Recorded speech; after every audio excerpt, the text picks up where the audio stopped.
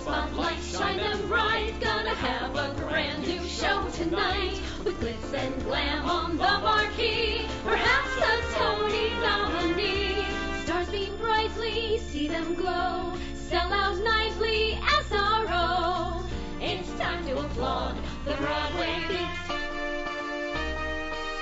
Stars beam brightly, see them glow in the footlights of a show.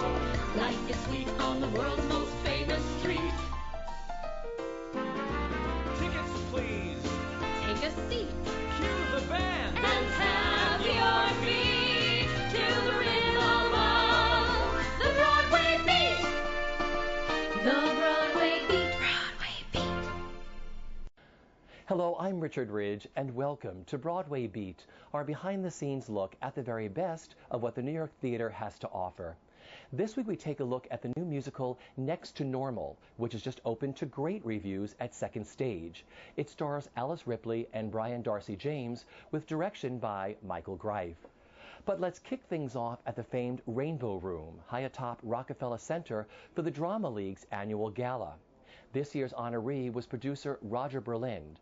The evening, entitled A Celebration of Broadway, featured some of the stars and songs from many of the musicals that Mr. Berlind has produced over the past 30 years, including Wonderful Town, Kiss Me Kate, City of Angels, and this season's hit Curtains. The host for the evening was the delightful Tony Award-winning star of Curtains, David Hyde Pierce.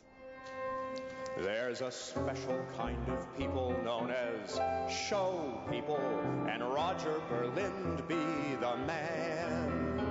A prince among producers, a gent and a gem, cream of the crop, creme de la creme. JFK himself might say, Ich bin ein Berlinder. If he's not on the up and up, who is? He goes above and beyond, and his word is his bond. Hell, he's much too good for showbiz.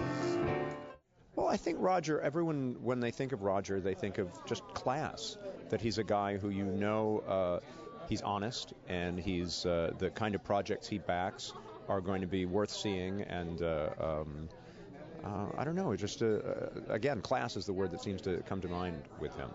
And tell me what it's been like working with him on Curtains.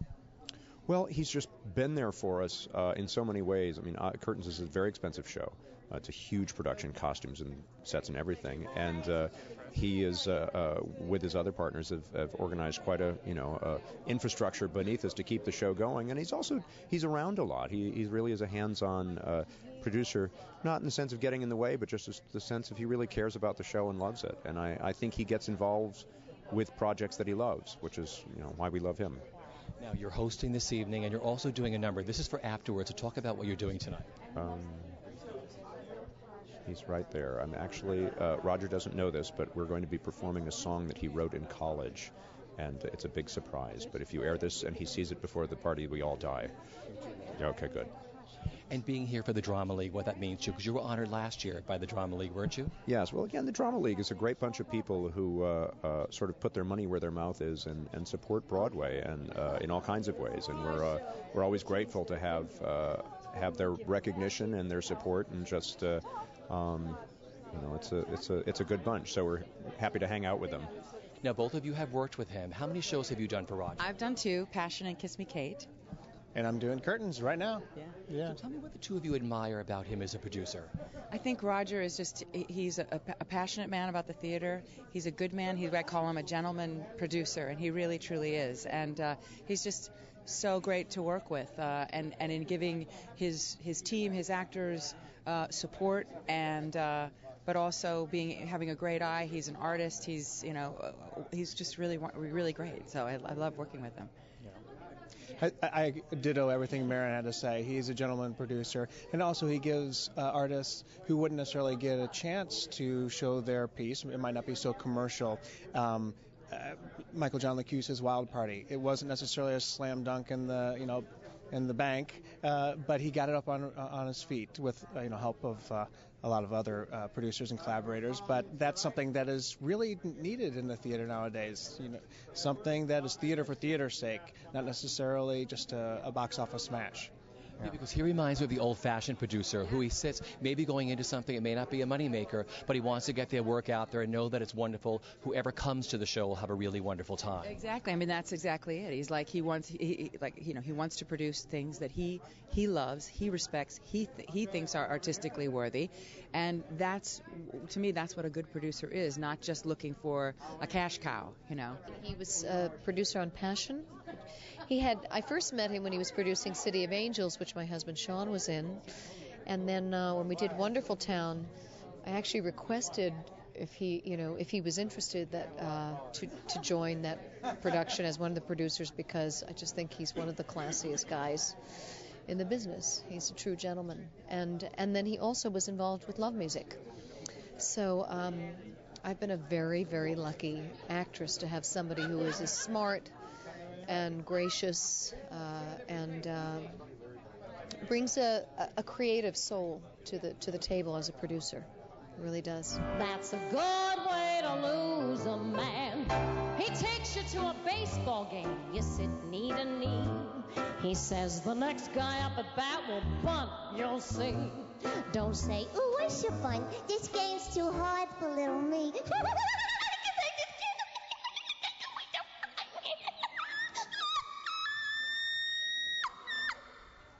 Just say bunt. What are you, nuts? With no outs, 2 men on base, and a left-handed batter coming up, he'll walk right into a triple play, just like it happened the 5th game of the World Series in 1923. That's a sure way to lose a man. Let's talk about life at Curtains. How's everything at the theater? I mean, it's so much fun. We're coming up on our year anniversary. I can't believe February 27th we started previews. When you have a show we get to work with David Hyde Pierce, Karen Ziemba, Megan Sikora, Edward Hibbert. We just got the greatest cast. And our ensemble are amazing. Everybody is really talented and really good at what they do. And we have a great crew and staff, Beverly Randolph and our director. Everybody involved in the show is just the top of their game. So therein we have a really good time every night. The audiences are loving it, and it's like the longest show I've ever done. My shows usually close in 6 weeks. So I'm thrilled. I have a job. I'm so happy. You can't say enough about him. To be in a production with him is to understand what they really mean when they say old school. When they have people who support what you're doing and stay out of the way in exactly the right amount. He loves what he does so much, and he's so good at what he does, and he also just gives all the room in the world for people to create. He understands when the right combination of people are together, and he lets them do their thing. He's a beautiful, beautiful man. I'm honored to know him. Now tell me what you're doing in the show tonight. Oh, I am happily a part of the finale. I get to come on and sing a little ditty, and that's all I'm allowed to say. Well, this is all for afterwards, and this is for the Drama League. So as long as he's not here, you can tell me. Gotcha. So I'm fortunate to be a part of the finale in a song that the man himself wrote. And so I'm very, very, very honored to be a part of that. And it's a really beautiful song. I was very, not surprised, of course, but you always wonder when someone says, "Oh yeah, I wrote a song." It's a gorgeous song, beautiful lyric, really nice melody. It's excellent. But now must be now, and then must be then. I struck out before, and I couldn't forget if I tried. But I'm up to bat again, tossing my hat again. Here I go again, willing to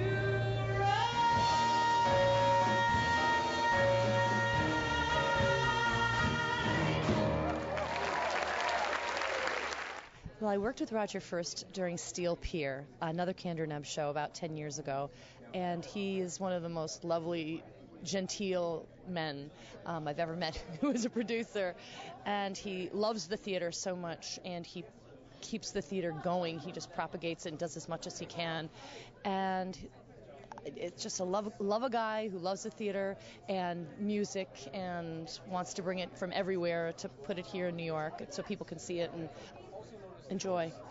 Well, let's talk about life over at the Al Hirschfeld Theater. Curtains, you're coming up on your year anniversary, right? I know. We were just talking about that coming over in the cab. We start our first year anniversary of previews, when we started previews on February 28th, so that's very soon. So it's hard to believe it's gone by so quickly. The company is just a wonderful group of people led by David Hyde Pierce and Debra Monk, who are two of the kindest, most gifted people I've ever worked with, and funniest, and it's great. So we're lucky to have them. But to say that you're in the latest and the newest Candor and Ebb and Peter Stone musical with Rupert Holmes, of course, also, but how it must make you feel. Yeah, anything with Candor and Ebb. Of course, they're two songwriters that work together longer than anybody, stayed together longer than anybody I know, and are still going strong, even posthumously for Fred, because there are a couple of shows out there that still have never been produced that hopefully will, that are floating around out there. So I think it's so wonderful that audiences can come to the theater and experience a new Candor and Ebb show. That's right. I mean, Curtains had been on the shelf and off the shelf and on the shelf for many, many times over the last 10, 15 years, but it's fresh now and it's up there, and it's got an incredible seasoned cast that just bring it to life beautifully. And everybody asks, that stands out in the autograph line afterwards, you guys, are you having as much fun as you look like you're having? Yeah, we are. We can't help it.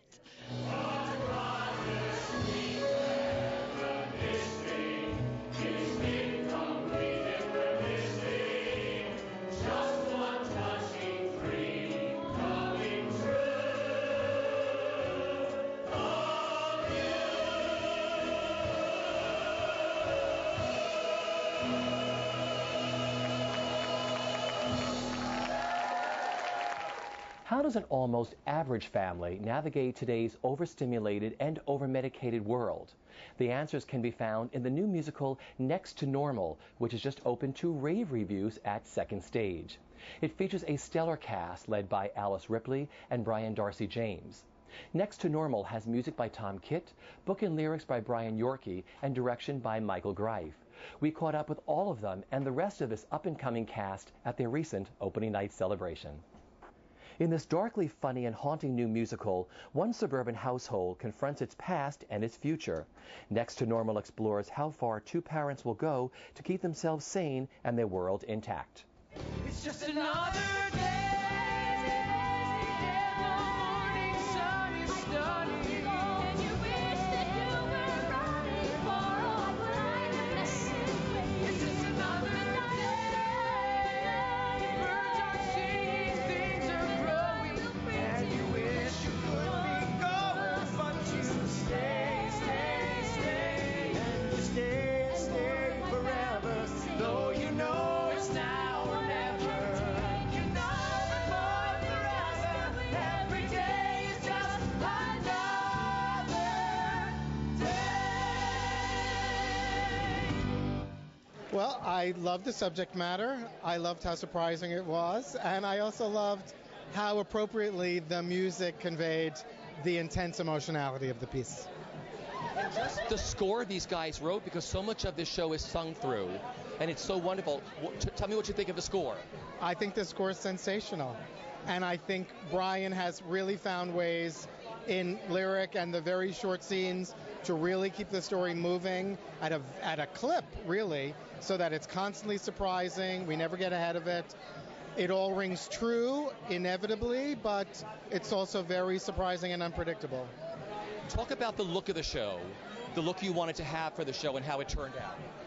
Well, I'm very, very grateful to our spectacular set designer Mark Wendland and lighting designer Kevin Adams and costume designer Jeff Moishi. And Mark and I set out to try to find a way in which so much of the simultaneous action could be conveyed, and also how so much of the moments that take place in Diana's head could be conveyed.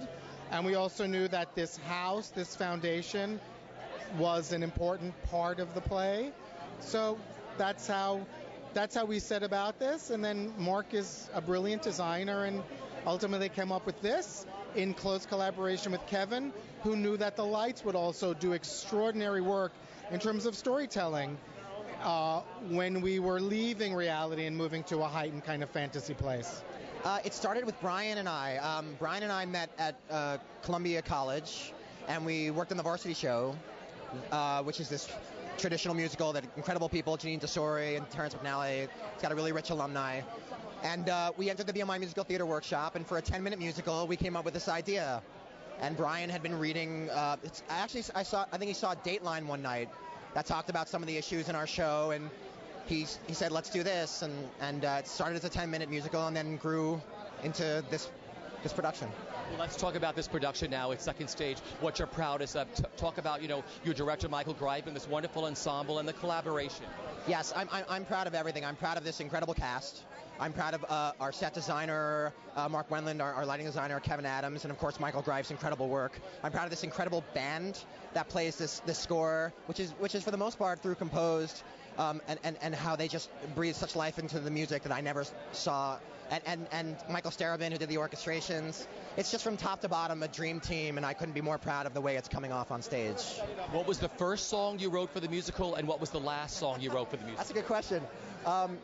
Wow. I don't know if I remember the exact first, but in the 10-minute musical, I Dream to Dance, Aftershocks, and pieces of other songs like Feeling Electric were in that. The last song we wrote was the Natalie Diana duet in Act 2, Everything, and it's a good question because they're about 10 years apart. It's like you gave birth to this thing 10 years ago when your child's grown. Yeah, but it's amazing to watch something that was 10 years ago stand right next to something you wrote 2 weeks ago. When did it all come together for you? It's always felt like a piece that had real potential. I think that certainly that our last workshop with Michael was an incredible experience. And over the course of these weeks with Second Stage, I've worked on a number of musicals as a musical director, as a composer, and what you want to do all the time is make sure that the work you're doing as you get closer to the production is the right work. And I almost felt like we were adding to the piece. We were making it better. So I really felt like over the course of the rehearsal period and certainly through the preview period, we did smart work. Well, we've been working on this piece off and on for like 10 years, and so it's been a long journey, but I think the most exciting part of it is really, this is the first full production we've done of it. We did a presentation at NIMF a couple years ago that was sort of halfway between a reading and a production. There were still some books in hand, and it was great. Fantastic production, fantastic actors, but we never really had a chance to put everything together, and this is the first time we've done that, and it's just been a revelation to watch these actors work, to watch Michael Greif work, and Kevin Adams and Mark Wendland and all these amazing people working on this play that's been our baby for all these years is really incredible. It's a privilege. Now, Tom had told me it was your idea for the 10-minute musical for BMI. How did you come up with the idea for this piece? It's fascinating. Well, I'm sort of embarrassed to admit that we were looking around for an idea for our final project and trying to do something a little bit different. We wanted to be a little bit, we wanted to be the rebels, and I saw a Dateline NBC report on shock therapy. It's very embarrassing to admit this, but I saw that and I had no idea that it was still practiced, and in fact it is. And I started thinking about the circumstances someone might find themselves in to get to that point, and also about the way our society deals with mental illness and with people who struggle with depression. And I said, that's a story that hasn't been told in a musical, so let's give it a shot. And so that's where we started off from, and we thought it would be at the very least it would be bizarre. And it actually turned into something that people really responded to. And that's why we kept going with it. Who's crazy? The one who can't cope? Or maybe the one who'll still hope? The one who sees doctors? Or the one who just waits in the car? And I was a wild 25, and I loved a wife so alive. But now I believe I would settle for one who can drive. Well, initially, to be honest, I was fearful of it. I was curious if you could treat this subject matter with intelligence and respect, and do it in a way that would be appealing and yet not offensive. I mean, because it does deal with very serious issues that every person, at least in my opinion, has at least one degree of separation from a matter of mental health and or lack thereof. And so, to answer your question, it was a bit of I had to digest it for a while. So in the end, that's exactly why I think I was propelled to do it, because it is kind of a tall order, and why not try to tackle something like that? Well, I mean, Natalie's incredible. I mean, the way she tries to stand her ground throughout the entire show and like protect herself on like all the walls that she puts up are so much fun to play, and like, you know, throughout the show, all the little peepholes that are poked in those walls, and everybody kind of sees through to like what's really inside. I mean, like, she comes off sometimes like a little like edgy and a little like uptight, but then people realize it's, you know, like her fear of being loved and of like every family ending up like her family, you know what I mean? You know, the characters have great journeys, but yours has such a full arc of where she starts, where she's in the middle, and how she turns out at the end. Yeah, I mean, she begins the show kind of like a little lost, and like you see her like in the midst of, you know, like Just Another Day and everything, like where her mom's going nuts, and you see her getting really frustrated. And then Henry comes in, and she's afraid to start liking him, and then she kind of, I mean, maybe she falls in love with him a little in the middle, and then, you know, at the top of Act 2, she, you know, has definitely like grown a little more into herself, and like her anger is like a lot more exposed, and you know, and then you just see her take this huge journey with, you know, Henry, and just finally giving in to loving him, and her father at the end of the show, when they, you know, they come together and they just like have a really great breakthrough, and it's awesome.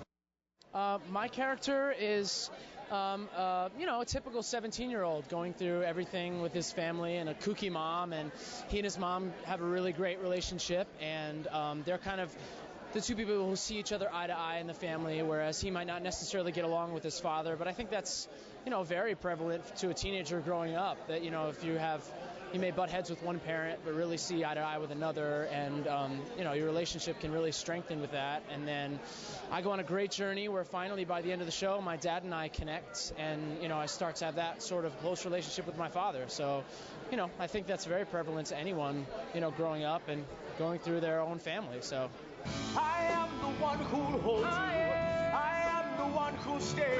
I am the one who won't walk away. Yeah, yeah, yeah.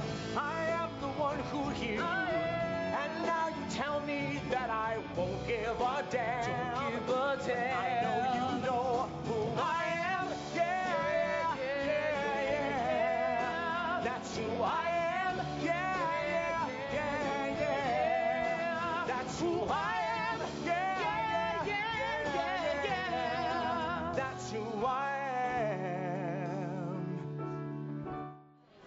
And the character immediately attracted me. Roles in musical theater for people my age before Spring Awakening were really a dime a dozen, and for my type too. So it was really exciting to work on that. And once I was cast and I read the piece, I knew it was going to be something special. It just had a lot of heart, and Henry has a lot of heart too. So it's such that, and the team. I mean, the people that I'm working with. That's enormously exciting for me, you know. So it's been thrilling, of course. It's been a real challenge. I think as an actor myself, it's been a challenge, but I think for all of us, it's been a challenge to strike the right tone, you know. And Michael, our director, Michael Greif, who's just an amazing leader, has told us from the outset, you know, tone is crucial. From the get-go, from the top of the piece all the way through, striking that right tone is what's going to bring off material of this complexity and this kind of contemporary material. And so that's been the real challenge for all of us, is when to play things for laughs, when not to, when to just understand the stillness of the piece when that's needed. Really it's a balance. And so that has been just really the challenge. But to be a part of something like this, I mean, I don't know what you thought about it, but I'm thrilled with this piece. Oh, thank you. I loved it. I really loved it. Thanks. I love it too. You know, and I can't always say that about stuff that I get to do, but I do really believe in this one, so. I miss the mountains. I miss the highs and lows. All the climbing, all the falling, all the while the wild wind blows, stinging soaking you with rain. I miss the mountains, I miss the pain. I feel like I've spent my whole life in the theater since I was 14. I'm 44 now. I've done a lot of wonderful things, and I feel like this piece is my life's work. I feel like I've waited my whole life to play this role. I'm basically channeling my mother through most of it. She wouldn't recognize herself, of course, but because of that, I feel like I just go out on stage, try to get out of the way of the piece and deliver it, but still reveal myself, because I'm a lot like Diana in a lot of ways. And, the show just then, if I jump on it right, it just carries me away. It just kind of carries me. The songs overlap. It's almost completely sung through, and it just becomes like this ride. You better be ready to go when it sets sail, Because you are fearless. You get behind that steering wheel of that car, you start, and then you end at the end of a second act, and there's no looking back for you. I couldn't have played this until now. I couldn't have played it 5, 10, 15 years ago. I wouldn't have been right for it, but I wouldn't have been brave enough. It's scary, to reveal that much. But in the end, the audience gives it back. It's a relationship with the audience in the theater, and it's a beautiful thing when they give and you give and they give, and it just keeps going back and forth. And I feel like this show is a chance for the community to come together and see a true musical, something that's almost completely sung through. The music moves the story forward. I have very high standards for musicals, and I can't think of another show in town right now that I've seen that does this in the same way. And so I'm really proud of the work that we've done, and it's been the most challenging thing I've ever done. I've had a lot of struggles along the way to try to balance the passion of the material, with the technique of having to actually sound good and make it all work, make it all come together. And when I'm having a fight with Brian on stage, I can't really scream as loud as I might want to. I have to keep a gate on it, and it took me a while to figure that out.